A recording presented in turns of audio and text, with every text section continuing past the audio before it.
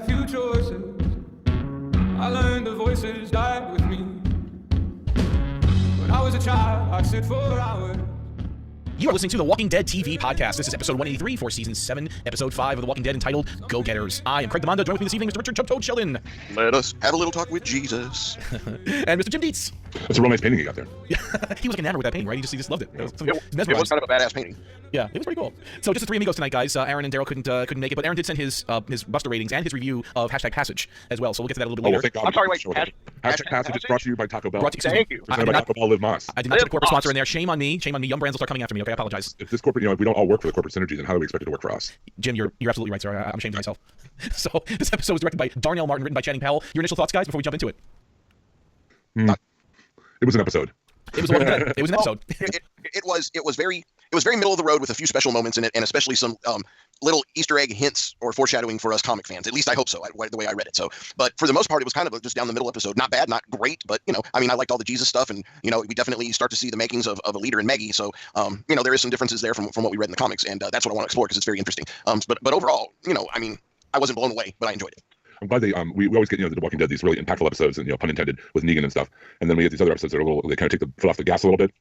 Give characters time to decompress and kind of explain what they're going through and stuff. Yeah. And I'm glad they used an episode like that instead of just kind of squandering it. They used it to actually advance some character stuff here with Maggie and with Sasha and Jesus and everything going to Hilltop. I just was I like the character development in the episode, and I thought obviously it wasn't like a blockbuster like the season opener or whatever, but it's definitely a good kind of connective tissue behind the scenes of what's going on while everybody else is doing this. This is what's happening here. Yeah, it's the best use of a bottle episode I think we've seen on this series. I'm impressed this season where they're giving us neat little packages. Like they're nice little 1-hour stories that wrap themselves up pretty much. I know we're building to something bigger, obviously, but they're not stretching needless details across 6 or 7 episodes like the show has done before. And for this being a quote-unquote filler episode, again, I'm wrenching thinking back at season 4 or 5 where they're on the train tracks for a whole episode, or they're on the farm for a whole episode. I mean, where absolutely nothing happens. Or they were on the farm for a whole half a season, not just an episode. Yeah, exactly. I remember last season too, we had some just Alexandria episodes where just showing the Alexandria people. It's like, dude, there's nothing else going on but that. And then eventually the Wolves came and some stuff happened, but it's like this for a quote-unquote filler episode was nice. It was satisfying to me. I didn't feel like wanting anything more after this. And so I don't know if this is deliberate or the show's kind of just getting into more of a groove, but I like that they're giving us these neat little packages. Right. They're not lingering on stupid details for ad nauseum.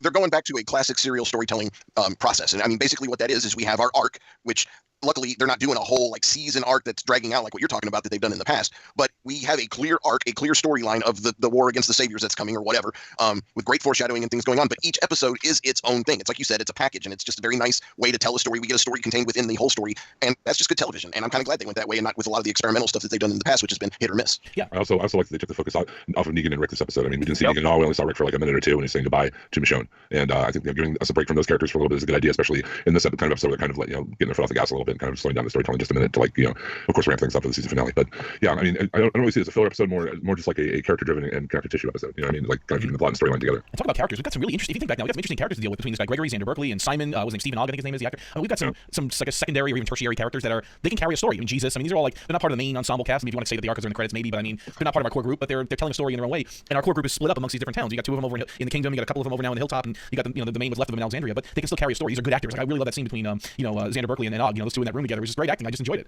Well, I thought at any moment he was going to get killed. Watching that immediately as I was watching that, and that goes to Stephen Ogg and his really good, good performance. I really enjoyed that here. He really had that kind of menacing thing going on, but in a different kind of tone than Negan had. It was in the same, I guess you call it ballpark or whatever, but still that kind of intimidation that you probably put that across. Definitely in that scene. He has this whimsical way about him. Like we remember in the season closer last year, he goes, "All right, you've made it. Welcome. He's the guy. He has a hatchet." Like he has this kind of funny way of delivering his lines. Like he's I really like this guy a lot. Like I said, I like these little Negan henchmen, and him especially being the numero uno, or the what did Kevin Smith call him on The Talking Dead, the Vice Negan. I guess is what he is. Yeah, I like it though. It's so awesome that I mean, before this, Stephen Ogg is known for being Trevor in Grand Theft Auto 5. It's basically him. It is him. And it's kind of a lot of that. Some of that's definitely coming through. I mean, because Trevor was just a psychotic, and he didn't know what happened next, and just very much an agent of chaos, just like his character is in this as well. And he had a scene in Better Call Saul, which I totally forgot about last year. It was kind of a forgettable little scene, but it was actually really good between him and Michael there. So it was pretty cool. Oh, that's right. In the parking garage, and he disarms him. He's got 6 guns on him or something. It was actually pretty funny. Yeah. Pimento or whatever.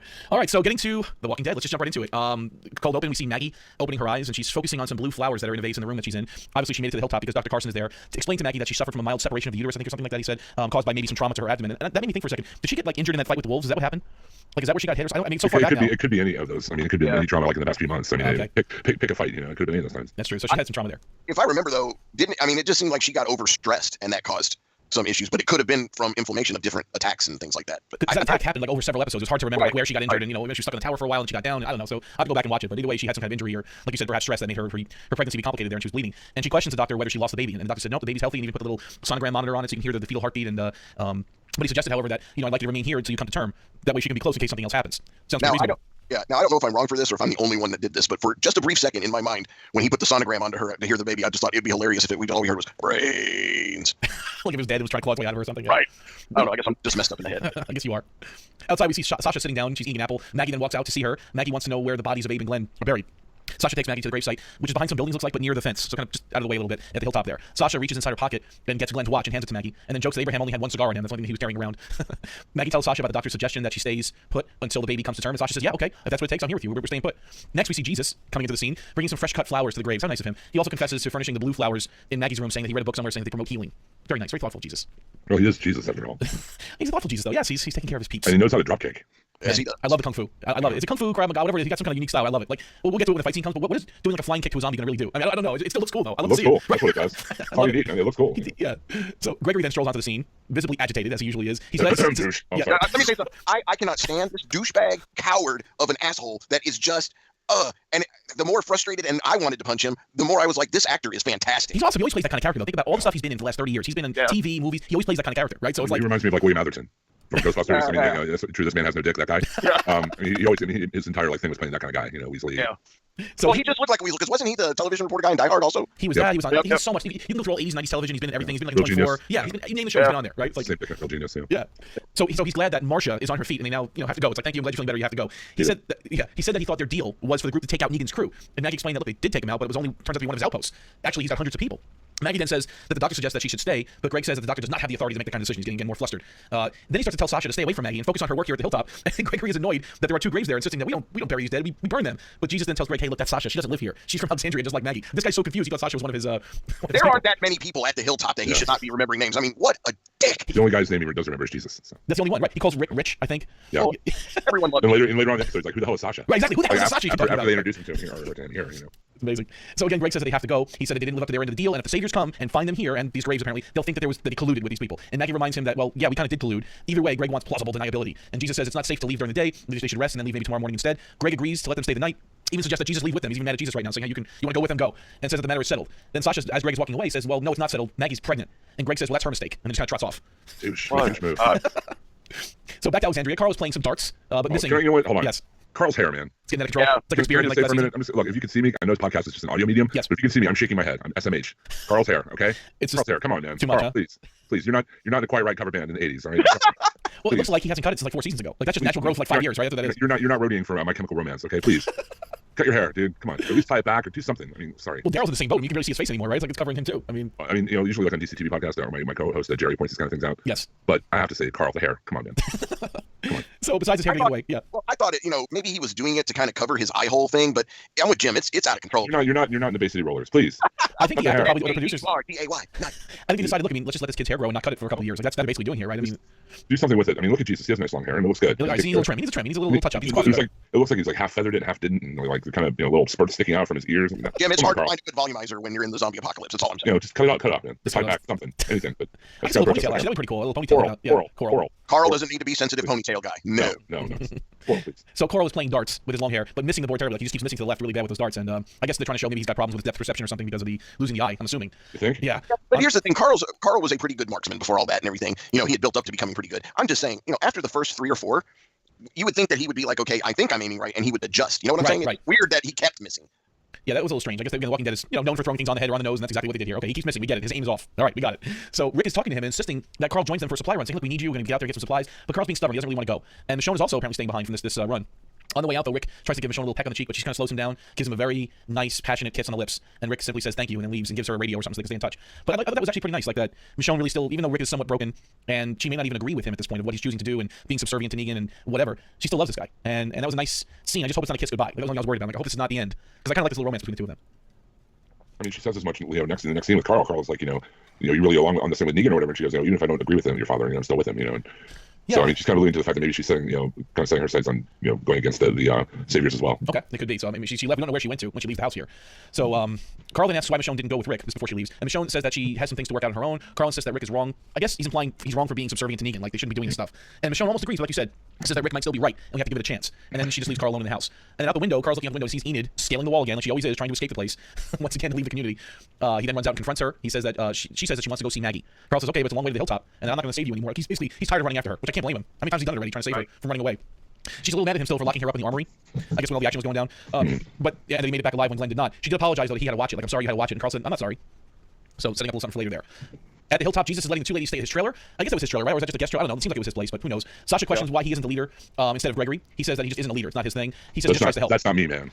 That's what he says. That's not me, man. I do have a question about, and it's really unrelated to the story, but I just have to ask it because I noticed it several times when they're in this trailer. Why is there a lobster bib tacked to the wall? I did see that too. I don't know. It's gotta be some Easter egg. It's gotta be some Easter egg for something, you know? Well, that's why I was like, is there an inside joke I'm missing or something? Because I'm just like, why is there a clean lobster bib tacked to the wall? Was that getting you a little hungry for lobster? Like when you saw that, did you start thinking lobster Absolutely and hot not, butter? because I think lobster is absolutely disgusting. Really? So, yeah, it's a cockroach of the sea. Cockroach. People pay a lot of money for that cockroach, man. I'll tell you. I'm not kidding. It's actually of the same genus and species as the cockroach. So yes, I don't eat lobster. Don't tell me. I go to Maine every year, man, and get the stuff right out of the water. Now you tell me cockroach. Now you got me thinking twice. Yep. So anyway, he says he's not a leader. He just tries to help. Sasha says that he has to do more to Jesus. He then reaches into his pocket and gives Sasha a necklace. I kind of forgot about this too. But Abraham lost it the first time he was in town. I guess during the scuffle they had with the I guess it was like their own people when they came back from the Saviors. There was a little bit of a scuffle and he lost it. Maggie then asks why do they burn the dead here at the hilltop? What do they have to remember them by if they burn the bodies? Jesus replies, they just keep going and they remember the people that are dead. The people is what keeps it going. The people that are still alive. Okay. He then leaves the two ladies to sleep. Sasha and Maggie chat a little bit and agree that Gregory is basically an idiot. And Maggie corrects Sasha and said, well, he's more than an idiot. He's more dangerous because he's actually a coward. Which we're going to find out, and I guess he is. Yep. Enid is riding her bicycle on the road, cut to her again, when she is ambushed by a couple of walkers, surprise, surprise. But then suddenly, out of nowhere, a blue Crown Vic just drives by and mows down the walker, and it kind of crashes into this gas station air pump or something. But the walker's not dead yet, so then the car then reverses over the walker and pins it to a wall, I guess between the trunk and the car. Then the window rolls down, we see it's Carl driving the car. Drives like his mom. And she was driving a Ford too, it's pretty funny. Enid asks, what's he doing? What are you doing? He says, I felt like a drive. I guess it's supposed to be a cute moment there. Cut back to the hilltop. All's quiet, everyone's sleeping, and then suddenly we hear Beethoven playing outside, and they're woken by this. Sasha and Maggie are woken by the sound of the music blasting from an old AMC Gremlin, a green one. Nice. Yes. I thought it was a pacer at first, but then I realized it was a Gremlin. The main gates to the hilltop are wide open, and there are 3 bonfires, and they're all set, I guess, to attract walkers along with the music. So this is a pretty elaborate little trap that was set up here throughout the night. But then somehow, I didn't understand this part, they couldn't get out of their trailer. Like, did somebody lock it from the outside so they couldn't get out? Yeah, that's what I'm like, did Gregory lock them in? What Jesus or whoever, right? Yeah, why would they be locked into that trailer? It makes no sense, right? Unless the Saviors did it. Like, they go around and lock all the doors so people were trapped inside their houses. Yeah, maybe. I don't know. I just didn't get that part. It didn't seem apparent to me, but either way, Sasha escapes through the roof hatch and starts to deal with the situation. Yeah. After the commercial, we see Maggie has also made it through the roof hatch, and Sasha's trying to tell her to relax, sit down, don't stress yourself, I'll get this. But Maggie sees Jesus when she's on the roof of the trailer and screams to him, hey, get down there, Sasha's down there, go and help her. And she's kind of directing him, and he jumps down and tries to help. She also directs 2 townspeople to get the gates closed. So she's already taking a leadership role, even in this moment of crisis. Right. Sasha makes it to the AMC, but all of the doors and windows have been welded shut and protected with like metal grating. And there's also this little metal like hand with the middle finger sticking up at the rear hatch. Like, that's it. You're not getting in this car. More walkers keep coming in from outside the town. Gregory, though, we see him for a minute. He's in his bedroom. He looks through the window and sees what's going on, but then does nothing. He just kind of walks back from the window. He does absolutely nothing. Then suddenly, and then almost, I want to say too suddenly, we see this huge John Deere tractor, a humongous one, being driven backwards by Maggie, running over several walkers, and eventually it crushes the AMC to just rolls it over to like nothing, like a monster truck rally, and then the music eventually stops. Nothing runs like a deer. So, I mean, that was actually a pretty cool graphic there. You see those big wheels roll over the dead. That was actually pretty neat to see that. Carl and Enid are strolling down the street back to them. She's still asking what it was like to watch his friends die. And Carl again said he didn't blink. He watched the whole thing. He wanted to remember it, so when it came time to kill Negan, he'd remember. And then Carl again apologizes for locking her in the armory. Enid says that she didn't need to be there with Negan anyway or something. She didn't need to see that with her friends being killed. So they're just talking and walking and just working their way towards Hilltop, I guess. They haven't found the roller skates yet? Not yet. That's a little bit later. Yeah. Ridiculous. They cut a lot of scenes in here. Yeah. It's very like a John Hughes movie. John Hughes zombie movie. just need to be Chicago in the winter. It would have been perfect, right? That would have been ice skating instead of roller skating. That would have been perfect. Shermer, Illinois. Yeah, I was going to say, in John Hughes' fictional Shermer, Illinois. Shermer, is that what it is? Okay. Yep. The next morning, Gregory has resorted to drinking some fine scotch in his office. I think it was Balvenie, by the way. I couldn't get a good look at the bottle. I think so. Yeah, good stuff. Jesus and him are having a heated discussion about how Sasha and Maggie helped save the town. They should be allowed to stay. Again, Gregory is fuzzy with names. He goes, who the hell is Sasha? He still can't remember who she is. Maybe if you don't have so much scotch early in the afternoon, you could remember people's names. The guy's a mess. I just wonder if he still messed up because of the injury he got, or he was always like, I think he was always like this, though. He was even this goofy when we first met him, right? I mean, do we ever know what he was before the zombie apocalypse? I'm trying to remember if that was ever said in the show or the book, because I'm thinking he had to have been some Weasley politician's top aide in his office or something, because that is, I mean, he's such a dick. He seemed to know the history of that old building, though. Like, that was something he knew of.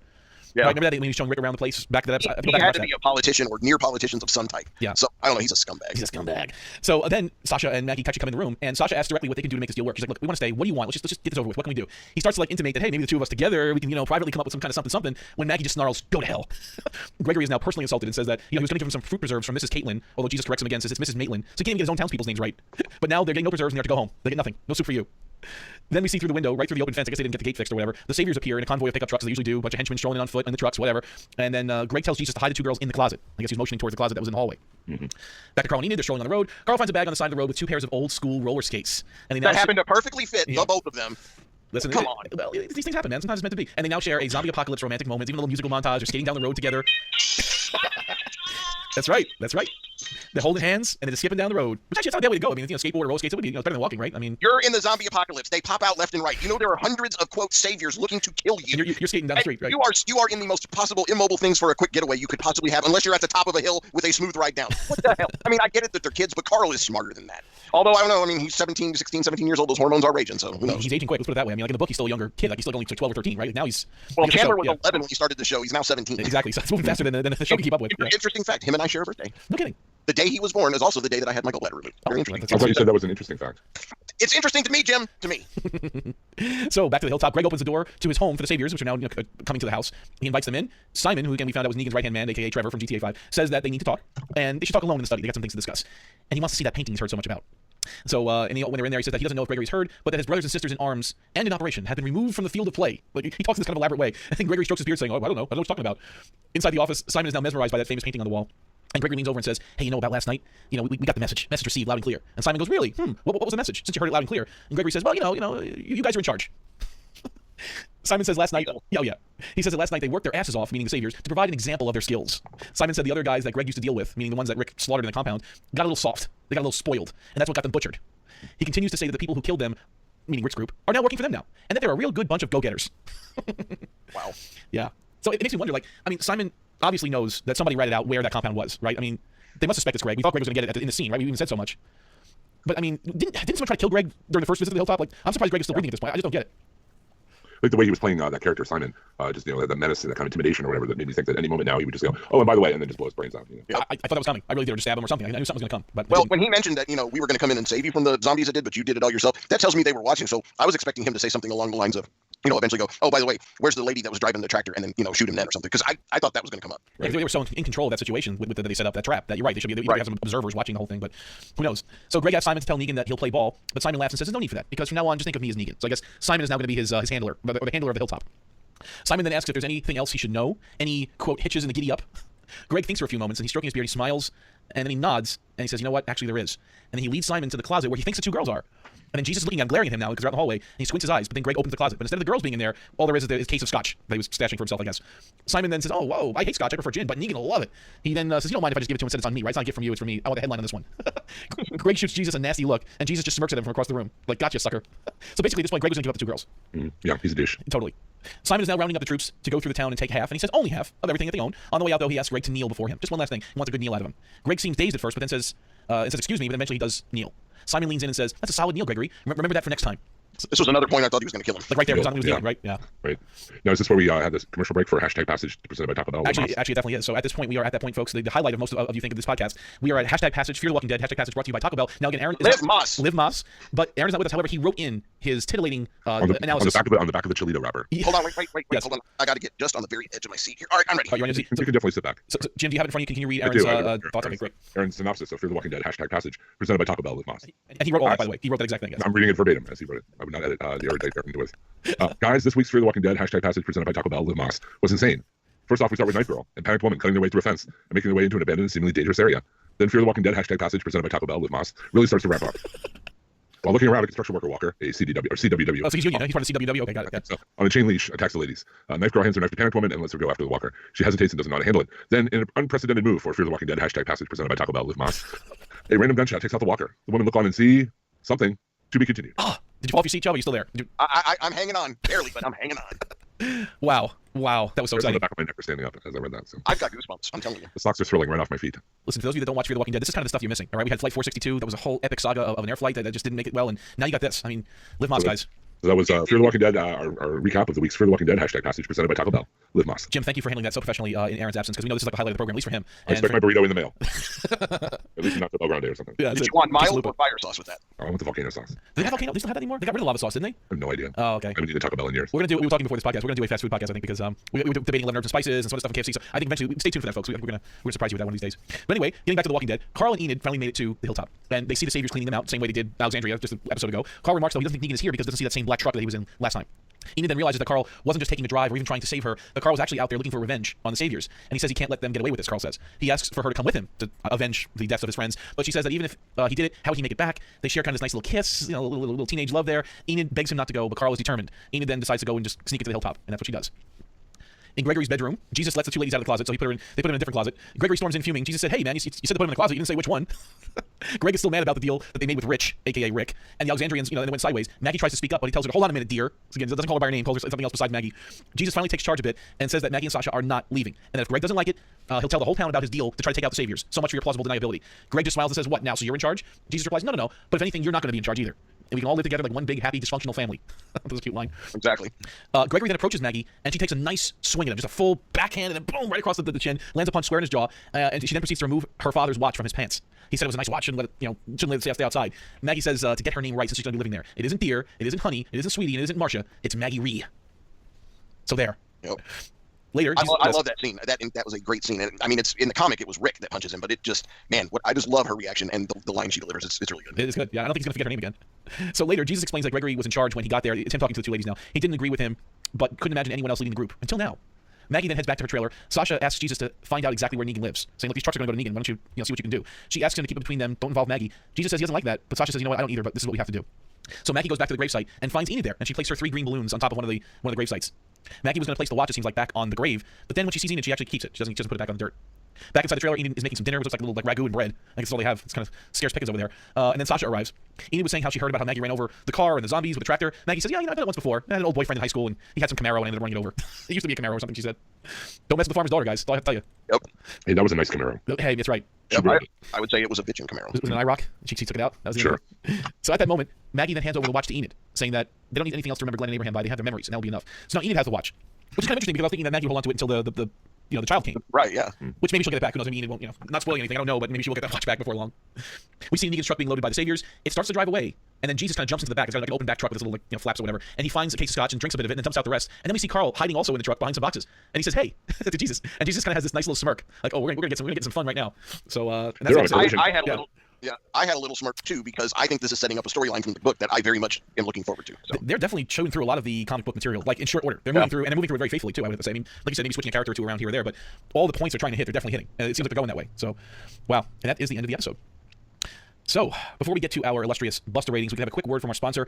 Jim, would you be so kind to discuss our sponsor this week and every week on the Walking Dead TV podcast? DCBService.com is the place to go if you want low prices on all of your graphic novels, all of your geeky stuff, your comic books, your t-shirts, your cool toys, all that kind of stuff. You go to DCB Service and you can get it there a lot of times cheaper than you get on Amazon, especially with their the specials that they run every month. Right now they're running a special on all the DC Rebirth stuff. I don't know if you guys know or not, but DC just had a big relaunch of their whole line, all new number ones, all new stories and stuff.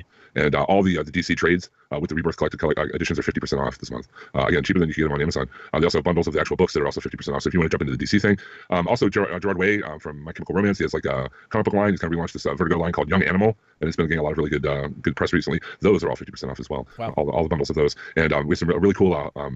Well, here's a good example. Hulkbuster statue. It's a paperweight. It's a statue. It's by Bowen. It's a really beautiful version of the Age of Ultron Iron Man Hulkbuster armor that you saw in the movie. The standard price on that is $49.99. DCB Service has it for $35. So you're saving $15 on your cool stuff. That's a great deal. Anyway, really cool Boba Fett artifacts statue from the Cloud City version with the cape and everything. Sweet Boba Fett statue. The SRP on that is $65. DCB Service has it for 20% off at $47.99. I ordered a lot of my Walking Dead toys from DCB Service because I knew I'd be able to get them at a good price. I wouldn't have to worry about trying to find them at the stores and trying to compete, getting the ones I wanted and ones I needed. But if you're into the again collecting action figures, statues, clothing, there's some really cool. I'm looking right now at the Star Labs jersey and shirt from the Flash TV show. A lot of people watch that. It's very popular. It's normally $25. It's going for $15 at DCB Service. It's $10 off. Again, I really like this Harley Quinn knit cap. It's like it looks like a Christmas beanie, but instead it has little Harley Quinns and the Harley Quinn symbols knit into it. SRP on that's $28, and DCB Service has it for $13. So that's more than half off. And I can rattle off like good deals like that all day long, all night long. Go check it out for yourself. If you want to get into the comic side of The Walking Dead, they have the compendiums, they have the hardcovers, they have the trade paperbacks, they even have the reprint single issues if you want to go that way. You can get it all there and at a really good price. They have great customer service. If you go to a big box store, you're not likely to have someone help you out in a big way if something goes wrong. DCB Service are just regular. They're a small business and they do really good customer service. They do really good work. Check out their brother site, our sister site, I guess, InStockTrades.com as well. They have a lot of trade paperbacks there on sale. It's fun just going through their bargain bin, seeing we can get for like $2 or $3, there if you're into graphic novels and comics. So DCB Service, and go there and get a really good deal on all your pop culture needs. And thank you so much for sponsoring our show. Yes, they are awesome. Actually, I'm on here right now. Chubb, I don't get you for Christmas. Knight Rider Volume 1 and Volume 2 from IDW. They're finally on here, and they're 35% off. They're brand new, actually. They're only available on digital. I guess they finally printed them now after they got enough likes or whatever, enough downloads. But that's good stuff. 35% off. Can't beat that. Get your Knight Rider fix. There you go. Good stuff. Thanks, Jim, for doing that. So let's get to our Buster ratings. Richard, what do you give this episode? Go Getters. Well, like I said at the top of the show, it was there were a lot of great moments in it. Like Jim said, the character development. I mean, the Jesus character is one of my favorite in the books. He's definitely, you know, I like the way he's being portrayed on the show. And there is a stark difference between the two, yet there's so much similarity that I really love it. There's some great Maggie moments in this episode, great Sasha moments too, but Maggie, you definitely start to see the makings of a leader, you know, and you can tell there's some reluctance in her voice, but, you know, when the shit hits the fan, you need the person that's going to run into the fray, and that was her. I mean, she went into automatic defense mode, and I mean, it's exciting to see, and everything with the Gregory character, how much of a douche he was, and how well it was acted out, and everything like that. I mean, it was a good episode overall, but like I said, it was a middle of the road bottle episode, but the best bottle episode that they've done in this series, I think. So I give it 3.5. Okay, Jim. I give it 3.5 as well. I like the character stuff that went on in this, kind of the decompression in the plot line. I like the general direction it's going vis-a-vis some stuff we know is going to be happening soon, probably from the book. And I thought it was a good, you know, it was a good, you know, one, like I said, connective tissue type episode. You know, kind of just advancing the characters a little further in the story. You know, no blockbuster revelations here or whatever. So, and you know, extra 0.5 for Maggie's tractor driving skills. You know, she's able to take out like 4 zombies driving in reverse. Before she got to the gremlin. Before she got to the gremlin. So that was pretty cool. That zombie tried to get away, but she tracked her down. Oh, that's good. Don't encourage him, please. He'll just try to combine it with other puns. He'll parlay with more. Oh man, combine, that was good. I was ready for that one, Jim. That was good. I'll do a 3.5 as well. I'll go with the majority here. I think that it was a nice, neat little package. And I want to commend the show writers and showrunners and whoever's in control of that for giving us neat little packages, not letting these stupid threads linger for a long time. Nothing about it stood out that was annoying or that was, you know, out of context or that seemed out of place for me. Good episode. Yeah, nice time on the hilltop. I think I kind of glossed over this though, but some amazing kung fu from or Krav Maga from you know, Jesus when the whole fire scene was happening at night. I mean, they had some pretty cool shots in there. They're doing these flying kicks and, you know, crazy stuff. I mean, that was alright. It was actually pretty neat. I want to see more of that. You know, we definitely know right now what's happening at the hilltop, just like we know right now what's happening at the kingdom. So they're setting all the pieces. Okay, this is the status of the hilltop. This is the kingdom. This is Alexandria. We know where this is kind of going, and at least, well, not really know, but you kind of have an idea where this is going. But I don't mind that. I think it's actually a good thing. So 3.5 busters for me. But who cares what we think? We have an amazing Facebook group. It's facebook.com. Do a search for the Walking Dead TV podcast. Hit join group. And folks, we are now over 800 members strong. We had 8 members. Yep, we had 8 members join just from last week. New members. So the first time ever over 800 members in the group and getting bigger. So you get to leave your very own Buster ratings if it's The Walking Dead, or Toby ratings if you're watching Fear the Walking Dead, the few of you that remain. And it will be Jim's honor as always to read them. So Jim, please take it away. Well, first I'm going to read Aaron's thoughts and his Buster rating. Thank you. Yes, we don't forget about Aaron's thoughts. You're right. Yeah, because he couldn't be here tonight because he had big Hollywood things to do and you know, giant stacks of money to go spend. Yeah, Disney's paying him off this week, right, Richard? Right. Yeah, okay. Yep. Yeah. He got that gold-plated Segway and he's out on, you know, Santa Monica, you know, going up and down, showing everyone, you know, lighting everyone's cigarettes with $100 bills. Very Scrooge McDuck-like in that regard. I'm giving Go-Getters 3.5 out of 5 busters. A stronger episode than last week, even as the pacing still felt kind of off. I can't say I felt all that attached to the emotional side of Maggie and Sasha, as the show doesn't seem to be doing much effective work to handle the impact of killing off Glenn and Abraham. However, this episode did plenty to make me yearn for more of the Weasley Gregory. Xander Berkeley is terrific in this part in all the ways I would hope. He's unlikable and self-centered, but also understandable in how he ultimately wants to protect himself and his people, even if it is from a coward's perspective. Also great to see more of Simon, who's menacing in all the ways I don't find Negan to be. The scenes with him and Gregory were a highlight. The big action scene was kind of silly. Saviors just snuck in and lit fires. Yeah, I was kind of wondering about that myself. Like, where to look at, right? Like, who's watching the place? Yeah. Don't look over here while we set up these bonfires, okay? They're sleeping. The roller skating B-plot wasn't terrible and better than more of just Rick's sad face. It's no classic, but a solid episode. Okay, back to stuffing gold bullion on my money hat. Peace. Did he write that? He actually write that? I don't write the news, I just report it. That's awesome. And now, as Craig mentioned, we have a great Facebook group, 800 members strong, The Walking Dead TV podcast. Please join us and we have a lot of fun memes and discussions. And also, you can link to Aaron Neworth's longer, more in-depth reviews at theyoungfolks.com from our Facebook group. So if you want to hear what Aaron had to more, you know, what more he had to say, a little more in-depth, he writes a review every week of every episode. I like this. Aaron can just mail this in, man. He just writes his review. He can write his little Fear the Walking Dead thing. He gets plugs for his articles. This is nice. This is actually not bad. Well, he's living the life of the millionaire. So. Hey, he's in the life of leisure. Yeah, he's already perfected phoning it in from his skills he learned in reviewing Marvel movies. So, It's going to be you know, Styles Rich and famous very soon, if that show is still around. Champagne dreams and caviar wishes, right? There you go. Right. Yeah. But who cares what we semi-professional podcasters think? We would like to hear what you, our Facebook group, would think. We're going to start off with Mandy Dean. This week, 1 out of 5 bottles of scotch. I spent most of the episode confused, and was it just me, or was there some horrible acting? I'm looking forward to more Jesus. Dre Irvin 3, Carl drives like his mom out of 5. Gregory's pretty much. No, I think I already said that. I probably read it earlier in the week. Oh. So. He put it 23 hours ago. He got it in first, right? Yeah, probably. Gregory's pretty much the Nicholas character of nicer clothes. He's weak and probably will still try to sell Maggie and Sasha out, and I hope they have to kill him. I think Carl and Jesus will make for an interesting duo on the road with Carl and Jesus. I'm happy Baby Rhea is still kicking. I think Maggie will be a great hilltop leader. You're here. Yeah. Janet Brimroden 3 out of 5 big green tractors. I love Maggie using the tractor to squash the car and stop the music. She did say seated like Sasha told her to. Glad Jesus finally stood up to Gregory, although that took way too long. He's not just a creep but a horrible leader, though. It made me laugh when he was trying to warn Sasha away from Maggie. I like the interaction between Enid and Maggie, but Carl is being way too impulsive and stupid. At least having Jesus with him should keep him alive. Mike Jones 4, Simon says out of 5. I like the tension of Simon. And Gregory moments when Maggie and Sasha were in hiding. It felt like it was a step up from last week. My only gripe was the Hallmark movie of the week segment with Carl and Enid roller skating. Yeah, exactly. Brent Jones 2.5, Sasha holding Rosita's jewelry out of 5.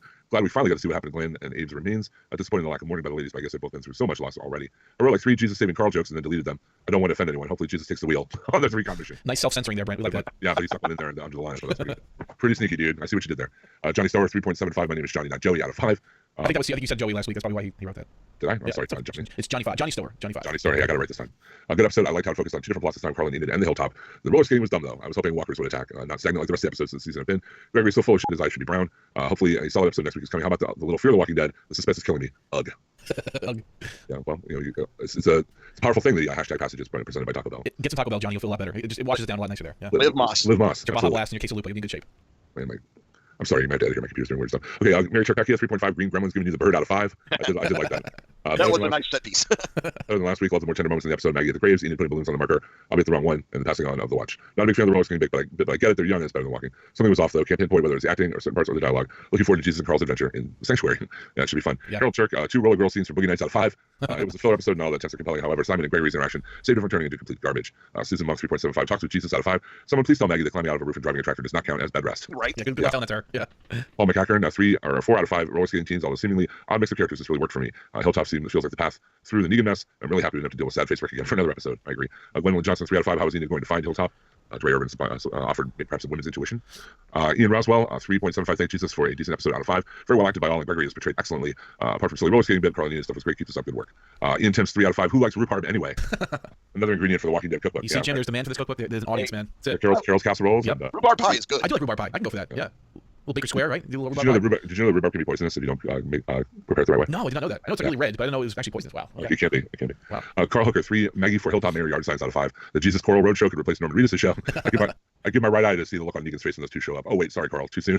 Remember to change your bandage. Now, I don't know about this Maggie for Hilltop Mayor. I mean, she was using that private email server at the prison. I'm just saying. I've heard. Yeah, well, we'll see what happens. They'll have to have an election. Not even going to touch that.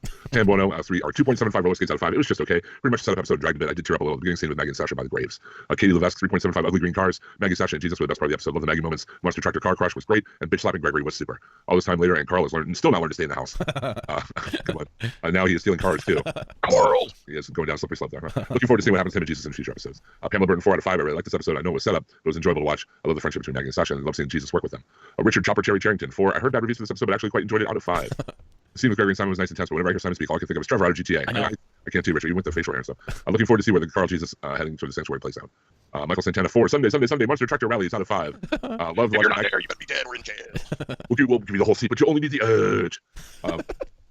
Love watching Maggie take out walkers and up armored AMC Gremlins with their John Deere Death Machine. Great Negan free episode. A little does go a long way. Michelle at Peoples, 4. We need to talk out of 5. I wasn't expecting to enjoy this episode, but dude got such a kick out of Stephen Alex Simon. Found him way more menacing than Negan, probably because I had no idea what to expect from him. I love Maggie and Sasha's friendship. I like that Saggy. That's a good little combo there. Did you just ship Maggie and Sasha? Yes. Saggy. Well, now I have a whole different picture in my mind. Those two have lost more than most and still get up. Take charge of kick-ass. I did scream yes when Maggie said my name is Maggie Ree, and hey Carl got his first kiss and inherited his mom's driving skills. I have inappropriate feelings for Jesus and feel dirty in a good way just writing that. Okay. Most of all, I want to take a moment. Thank you guys for such a great podcast. Life has been a bit rougher than usual for me. Your podcast has been a great escape for me, and I thank you for getting me through the rough patches. Oh, Michelle, thank you. Thanks. Hey. So we do it for you guys, so great. I'm glad we can bring a little smile to your face. That's what it's all about. That and of course the free tacos from. We're not getting Taco Bell, by the way. We should be getting sponsored by Taco Bell. Maybe you're I'm like, checks, guys. I'm gonna check my mailbox. I got paid in volcano sauce. Lava, hashtag bring back lava sauce, right? Because it is gone. I'm sorry. I'm a fast food junkie. Taco Bell, you're missing the boat, man. That's all I'm saying. Andrew Park, 2.5. Don't sit near Coral when he's playing darts out of 5. Agreed. This felt like a connecting episode. I must admit I was a bit bored. I enjoyed the scene that gave the name Monster Truck a literal meaning. Kung Fu Jesus was fun, although I was distracted by his beard, which seems to be real, unless the actor is likes rocking a fake one on The Talking Dead. Simon's super bright Hollywood smile was a bit distracting too. Good dentist on Negan's books.